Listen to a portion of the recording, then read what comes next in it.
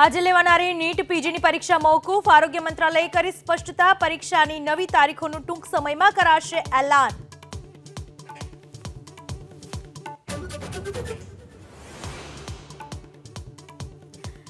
Paper લીકના હોબાળા વચ્ચે national testing એજન્સીના DG Subodh કુમારની હકાલપટ્ટી. પરીક્ષા પ્રક્રિયામાં સુધારો કરવા ઇસરોના પૂર્વ પ્રમુખ રાધાકૃષ્ણન સહિત 7 સભ્યોની બનાવાઈ કમિટી. મધ્ય ગુજરાતમાં જામ્યો ચોમાસાનો માહોલ. મોડી રાત્રે વડોદરા, દાહોદ, છોટાઉદેપુર સહિતના જિલ્લાઓમાં વરસાદ. આજે દક્ષિણ ગુજરાત અને સૌરાષ્ટ્રમાં વરસી શકે ભારે વરસાદ.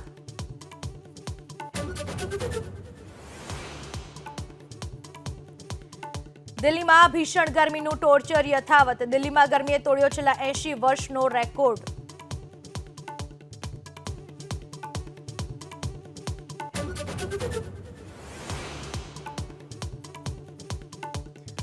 અમદાવાદના નિકોલ નરોડા રોડ ઉપર સોસાયટી બહાર મારામારીમાં એકનું મોત. સાનિધ્ય પાર્ક ફ્લેટના ગેટ પર બની ઘટના.